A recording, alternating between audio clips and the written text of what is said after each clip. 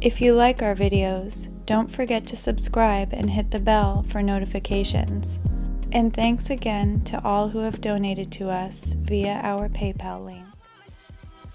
This time, it will be different. Being in time, the meaning of isness, and the meaning of change were always related to each other in philosophy. When time is understood as absolute, a series of independent now points, we assume that we can get access to the object as it is in one time, at any time. Any failure to get access to it leads to a sense of loss, and any failure to act as one ought to leads to rage and revenge.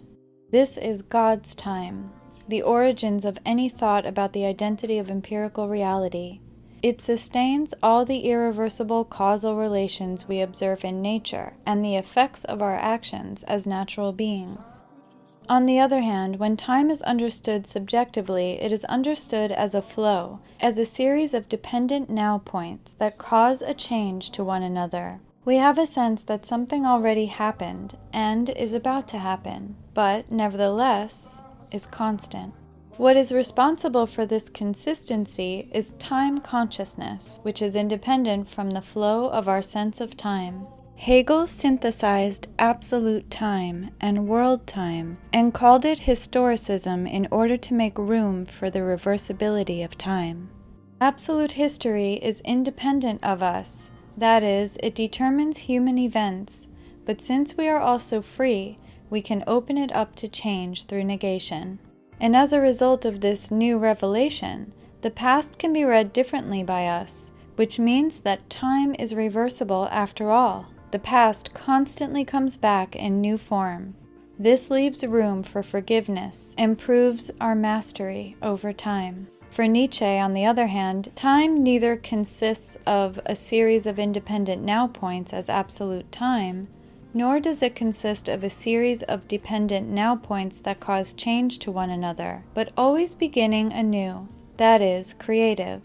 The future is not dependent on the past. Nothing is moved by time since time creates change rather than causes change. It is a kind of force on things in nature like gravitation. But if everything is beginning anew, then how can we identify something as a new beginning, a new creation?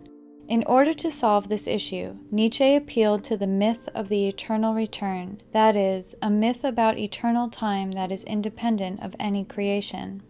According to this myth, everything that happens should be taken as if it was fated to happen the same way over and over again for eternity. But this is not because it is determined by an absolute being or absolute history, but because everything that is created is meant to be destroyed, and as such, cannot be repeated exactly the same way.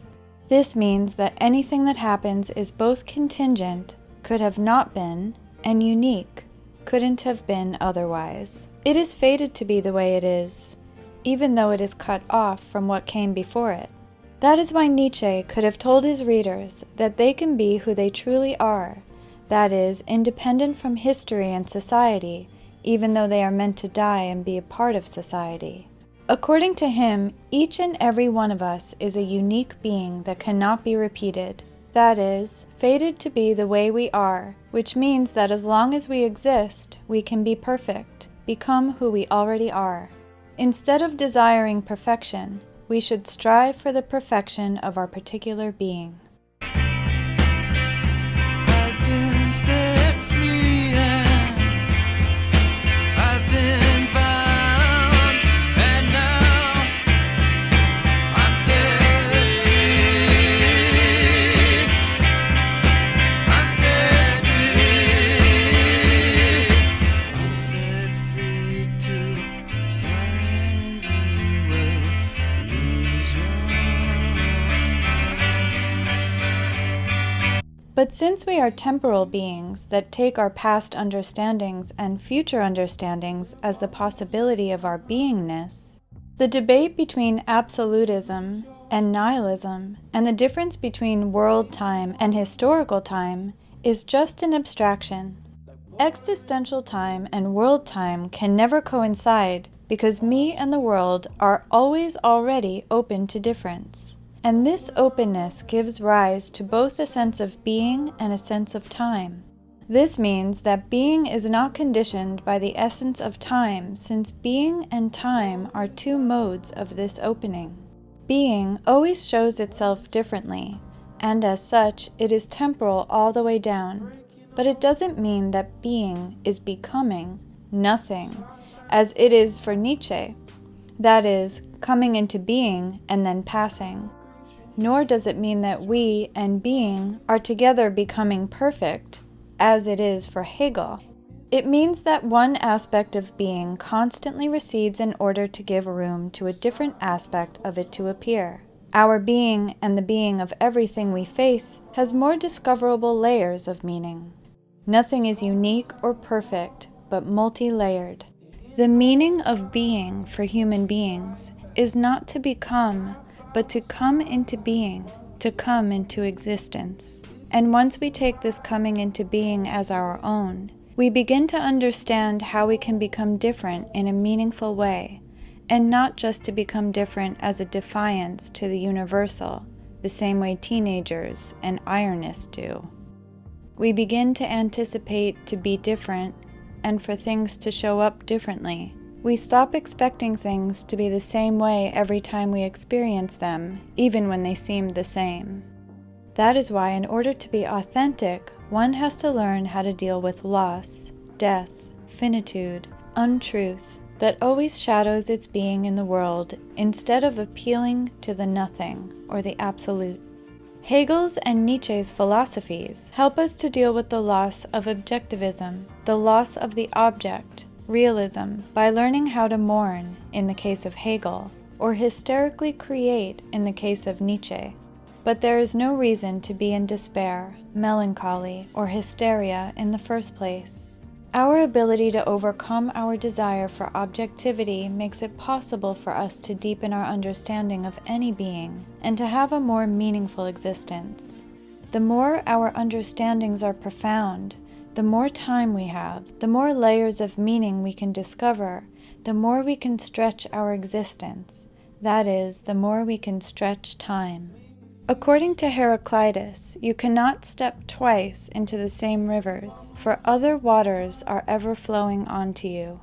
This means that everything is changing, but change itself has an essence, something that doesn't change. This is the Logos. But I couldn't have stepped into the same river in the first place, since being can be understood in infinite possible ways, even if the flow of the river, or Kant's ship, is irreversible. They can be meant differently for different people from different profiles. Being is not something that is set against me, but rather it makes it possible for anything to come into being in the first place. My propositions don't have to correspond to being in order for me to possess the truth, since being, what comes into existence, the truth, is the meaning of the relation between me and my world. The meaning of the experience of the river for me and others are different ways the river can be true. It doesn't mean that all our points of view are subjective, that we all use different rules or languages to know the river, since it can't be understood in one time, at any time, in its completeness in the first place. Being is finite. It never is what it is, but the possible as such. It again shows itself each time as other than itself, and not the opposite of itself, which Hegel understood as dialectical, as a transition towards the positive, and Nietzsche understood it as the nothing.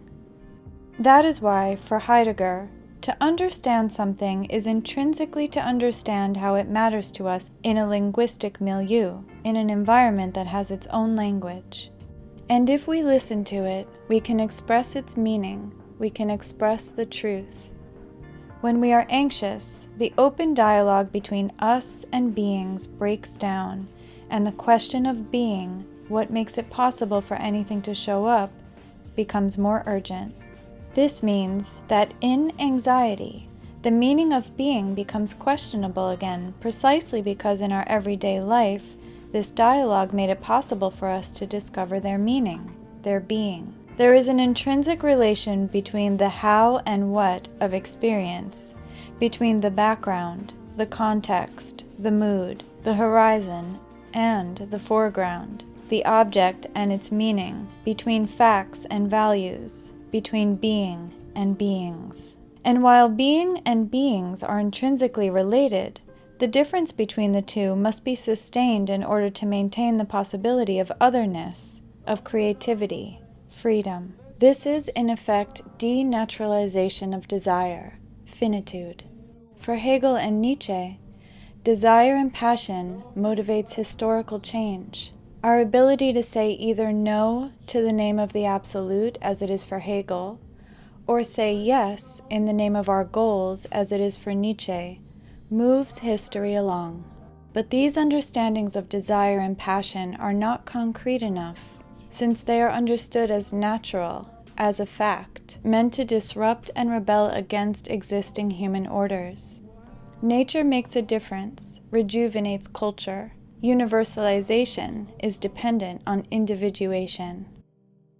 Instead of being understood as incompleteness, a limit desire should be understood as motivation to discover more sides and aspects of things from different profiles. And instead of being understood as suffering, as the overcoming of life's challenges, passion should be understood as a poetic gesture, as a way to invite more meanings that can stretch time. The more new possibilities will be expressed, the more agreements can be made between different communities and cultures. As a result, history will be oriented towards discovering new styles of governments, communities, art, sexual possibilities, personal identities, and relationships that matter.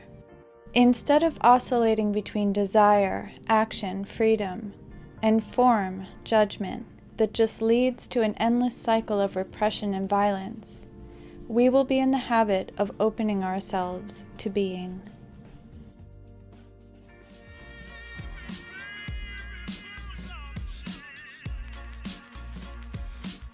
Thank you for watching. Remember to subscribe and hit the bell for notifications. And if you like our videos, please support us via our PayPal link.